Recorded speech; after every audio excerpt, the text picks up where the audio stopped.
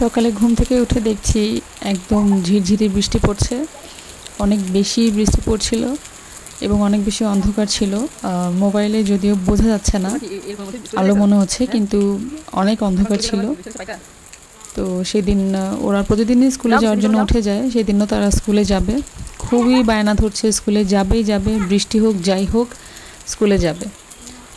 তো কিছুতেই রাজি করাতে পারছিলাম না। পরে যখন শব্দ শুনেছে তখন এরপর রাজি হয়েছে যাবে না, কিন্তু মনটা অনেক খারাপ হয়ে গেছে, স্কুলে যেতে পারবে না। তাই ওরাও আমার মতো বৃষ্টি খুব পছন্দ করে, বৃষ্টিতে বের হবে, এটা ওদের কাছে ভালো লাগে। তো মন খারাপ হয়ে গেছে, যার কারণে বললাম যে চলো তাহলে নিচে থেকে ঘুরে আসি, যেহেতু স্কুলে যেতে পারবো না, কারণ এই মুহূর্তে কোনো রিক্সাও নেই। তো ভাবলাম ঠিক আছে, তো ওরা খুশি হয়ে গেছে যে ঠিক আছে চলো। তো এই তো আমরা নিচে আর কি নেমে এসেছি, যেহেতু উঠে গেছি, রেডি হয়ে গিয়েছিল, মনটা খারাপ হয়ে গেছে, যার কারণে ওদেরকে নিয়ে এসেছি। তো আমি এখানে বসেছিলাম এবং ওরা এই যে ভিজতেছে, যদিও রেইনকোট পরা ছিল, কারণ এমনিতে তো ডিরেক্ট ভিজতে দিলে পরে আবার সমস্যা হয়ে যাবে, জ্বর চলে আসবে, যার কারণে রেইনকোট পরা ছিল। তো ভাবলাম যে ঠিক আছে একটু মজা করো। তখন 7:30 বাজতেছে এরকম আর কি, সকাল 7:30। তো আমারও বৃষ্টি দেখতে ভালো লাগে, তাই বসে বসে আমি এখানে বৃষ্টি দেখছি এবং ওরা ভিজছে। ওদেরকে বারবার বলছিলাম চলো চলো চলে যাই, বাট ওরা যাবে না, নিজেরা ভিজে এসে আমাকে এখানে ভিজিয়ে দিচ্ছিল।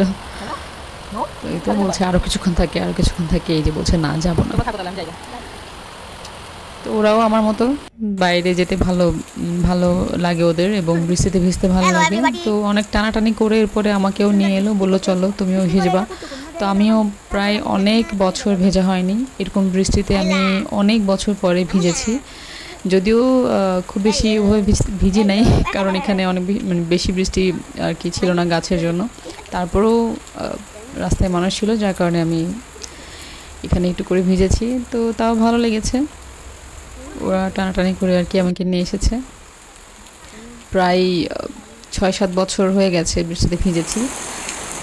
তো এই তো আমরা স্কুলে যেতে পারিনি, কিন্তু সকাল সকাল বৃষ্টিতে ভিজার জন্য আর কি চলে এসেছিলাম।